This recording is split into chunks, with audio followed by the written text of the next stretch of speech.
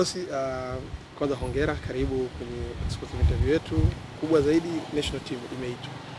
Tunaenda kucheza na Morocco. Mchezo kwanza tulipoteza nyumbani, tunaenda kucheza na Morocco, lakini Popat Mbwana Ali Samata hayupo. Watu wakaanza kusema mara nyingi jahazi likianza kuzama tunamuita, lakini jahazi likiwa liko stable tunamwacha. Midi Morocco, kocha mkuu, amepokea maoni mengi sana kuhusiana na kuacha kwa Mbwana Samata. Kimekushtukiza kwa namna moja yote kikosi chetu cha kimataifa? Kidogo nami nilishangaa kwa sababu kipindi hiki Samata amekuwa akicheza kwenye timu yake.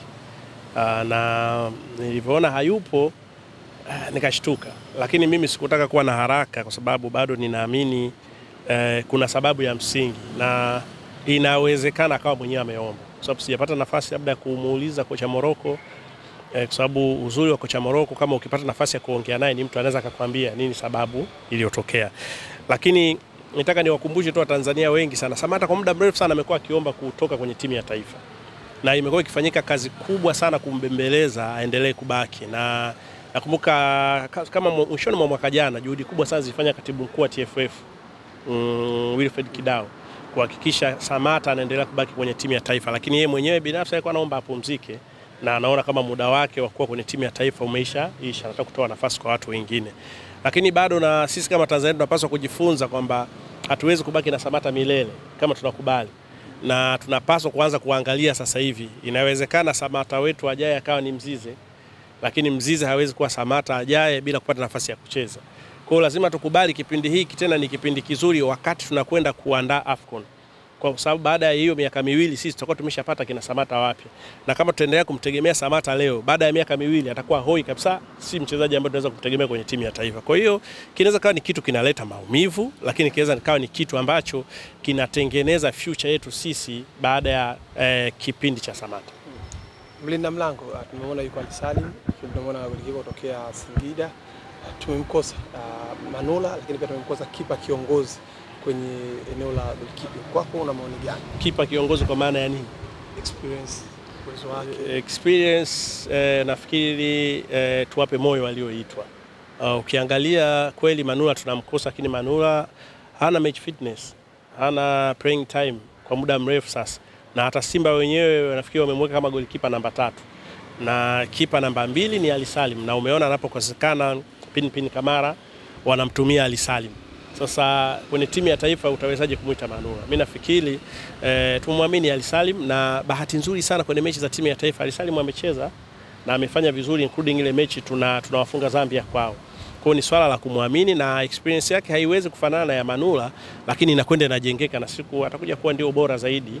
Lakini hao walioitwa wengine kama wa Singida pia anaweza kufanya surprise, kwa sababu ukiangalia kuna historia ya mpira, mfano kipa kama Ike Casillas wakati anapata nafasi ya kudaka Madrid alikuwa ni kipa namba 4. Siku anaingia yeye kudaka alikuwa kipa namba 1 kaumia, namba 2 kaumia, sio namba 3 ana kadi. Yeye namba 4 ndio akadaka, na kuanzia siku ndio akawa kipa namba 1. Kwa hiyo inawezekana saa zingine hata tutamfikiria leo Ali Salim, lakini ukashangaa kipa wa Singida ndio akaenda kuwa kipa bora au nategemeo zaidi kwenye timu ya taifa. Kuna errors kwenye mpira. Kipindi cha fulani kikiisha kinakuja kipindi cha fulani. Kama ulivyozungumzia kuhusu Samata, era ya Samata kwa timu ya taifa sasa hivi imeisha, tunapaswa kukubali. Rais Karia baada ya kuteuliwa kuwa hapo kabla tujahama, tunafuzwa AFCON sasa hivi, ni kawaida kufuzwa AFCON. Kombe tupo kwenye mchakato wa kufuzu kombe la dunia. Kuna haja yote kuweka matarajio makubwa kwamba lazima tufuzu, tusipofuzu tutakuwa tumefeli, au tuchukulie kama tunatengeneza timu kwenye AFCON kuanza kujitafuta na kuelekea kombe la dunia? Kwanza kufuzu World Cup si jambo dogo.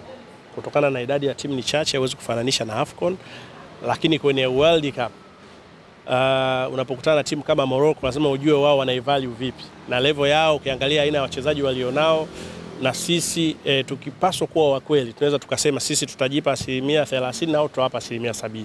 Kwenye football mambo yanaweza kubadilika, lakini kwa sababu tumekuwa tukifuzu AFCON mara kwa mara, maana muuliza swali amesema imekuwa ni kawaida, na hii ni sehemu ya kuonyesha mpira wetu umepiga hatua.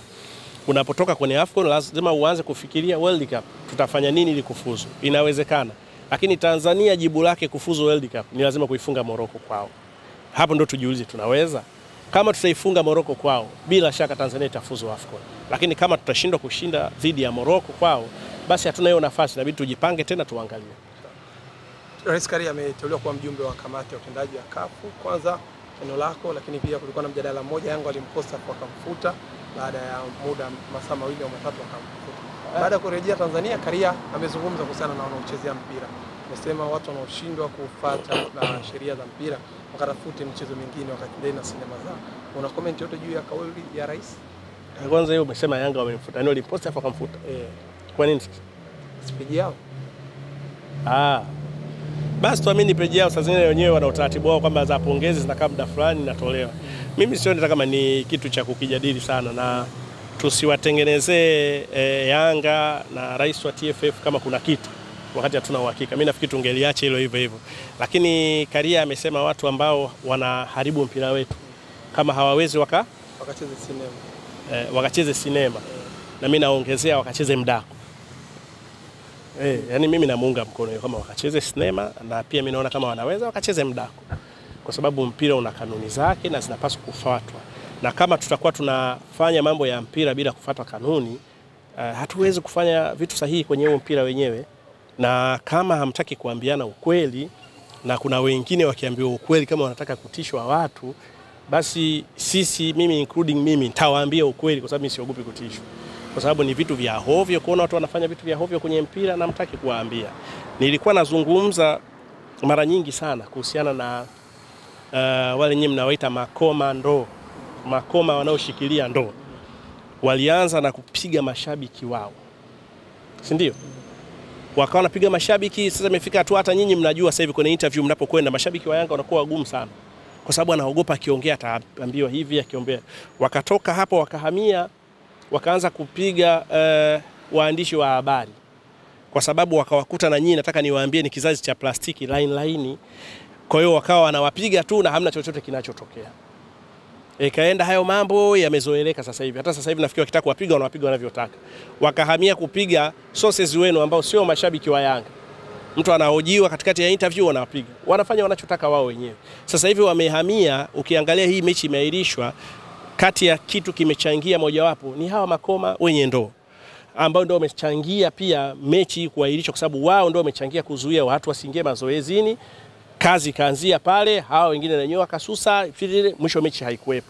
Hawa makomando mnaendelea kuwaachia, wanafanya wanavyotaka kwenye mpira.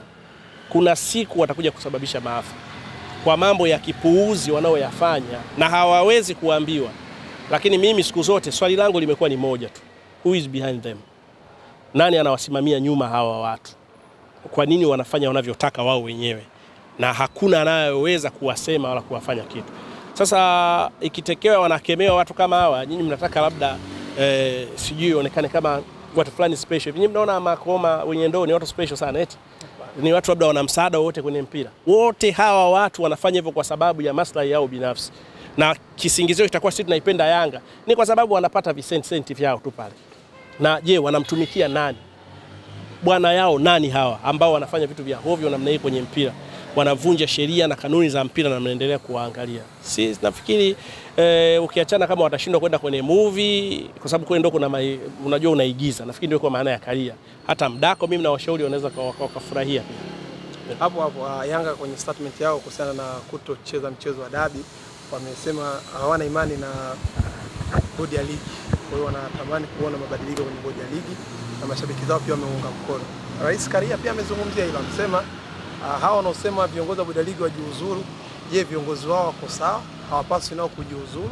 Kwa hiyo watu wakaanza kuuliza, je, uongozi wa Yanga una matatizo mpaka ujiuzuru, kwa maana Hersi, Arafat Haji na bodi yote ya utendaji? Hivi mimi tuzungumze na nyinyi, sio kama vile mnanihoji, mnapiga story tu za kawaida. Hivi leo tuamue kufanya mabadiliko kwenye mpira, tufanye mabadiliko kwenye mpira kwa sababu Yanga wamesema? Na huyo Yanga aliyesema ni nani? Ukizungumzie kwenye swala la kuvunja au kutofuata kanuni za mpira. Juzi Yanga hapo wamezuia timu isiingie kufanya mazoezi ambao ni uvunjaji wa kanuni. Mbona wao hawajajiuzuru? Na mbona bado wapo? Na wale makoma wenye ndoo, si maana yake walikuwa wanatekeleza amri ya mtu fulani, walikuwa wanatekeleza amri ya nani? Si ni ya uongozi, si ndio? Ndio maana hawakuweza kuambiwa waachie waingie mazoezini. Sasa mbona walio wafanya vile wamevunja kanuni hawajajiuzuru? Kwa hiyo mimi sidhani, na ni shauri kwamba kwenye football tukitaka mpira wetu uendelee kuchezwa vizuri, tupunguze siasa. tuondoe mambo ya siasa, na kama kuna watu wanatamani kuwa wanasiasa basi waachie kwenye mpira kuenda wakafanye siasa. Siasa na mpira vinaharibu sana. Sisi kipindi chetu wakati mimi na ripoti, unajua niliandika juzi kwenye post yangu kwamba nilikutana na Kaseja mara ya kwanza kumfanyia interview kwa mwaka 2002. Kati yenu hapa wote nafikiri kuna mwingine sasa alikuwa bado yuko darasa la kwanza au la pili. Ndio nilizungumza na Kaseja, mtu akaniambia, "Yaani 2002 ndio umezungumza na Kaseja? Kumbe wewe ni mzee." Nikamwambia, mimi mzee babu kwenye fani." Kwa sababu 2002 ndio nifanye interview na Kaseja. Sisi kipindi kile ilikuwa mara chache sana baada ya kipindi cha usajili. Baada ya pale mazungumzo yetu sisi ilikuwa ni ugomvi tu. Rage kamsema Ndolanga kamsema Rage. Hapa ni mtu na katibu mkuu wake. Ni kama vile Kidao kamsema Karia kamsema Kidao. Ndio ilikuwa stories zetu na watu ndio walikuwa wanasoma. Lakini leo watu mnazungumza mpira zaidi, sijui Mpanzu, Pakome, Faisal, sijui nani. Sasa ili tuachane na haya mambo ya siasa wanazofanya haya mambo, tuwazungumze watu ambao hawana maana, hawana faida, hawana chochote kwenye mpira wa Tanzania kama Makoma wenye ndoo. Tuzungumze mpira wenyewe, tuachane na vituko na maigizo. Na ndio maana nakwambia namuunga mkono Karia kwa sababu tunaingiza maigizo kwenye football. Football inafuata kanuni zaidi, twende kwenye uwanja, tuangalie takwimu, nani amecheza vipi, ilikuwaje. Hao ndio mambo ya msingi zaidi. Dabi ichezwe na wamesema Young Africans. Dabi itachezwa. Bodi ligi imekaa kimya mpaka leo. Dabi itachezwa. Hakuna mtu anaweza kuzuia dabi isichezwe. Hata yeye anayesema hajacheza alienda kwenye mchezo upi? Waamuzi walikuwepo pale. Walikaguliwa. Wanawaambia nyinyi tu mambo ya hadithi. Dabi itachezwa. Mimi naamini dabi itachezwa, na isipochezwa kuna watu watapoteza point. Na ninawashauri pia bodi ya ligi pia wanapaswa kuwa serious. Sio vizuri kwa na uongozi wa mpira afu unaogopa watu. Umeshaelewa? Kama kuna watu wanakosea Simba, piga panga. Kama kuna watu wanakosea Yanga, piga panga. Huu mpira sio wa Yanga au Simba peke yake. Na wanaosimamia, wanaotambulika na CAF na authority zote za mpira ni wao TFF, na ni vizuri sana serikali wasiwaingilie, waache waifanye kazi yao. Uwanja wetu muone baada ya kufunga. Bwana Benjamin Mkapa. Umefanyaje? Sulikuwa umepigwa bani, Msigo ametuambia uwanja uko sawa na juzi amepishia picha ya uwanja. Mimi sijui bana, uwanja naonaga kila siku hauishi. Yaani hata Msigo mwenyewe nimerudi nisema nitamtafuta Msigo tuongee naye kwa sababu naona asija kaona kwa mkanda sana huko. Lakini nitamtafuta niongee naye kwa sababu Msigo mimi nimetafuta naye habari tukiwa bado vishoko huko barabarani. Kwa hiyo nitamtafuta niongee naye nimwambie, mbona uwanja wao wenyewe hauishi kila siku? Una shida gani?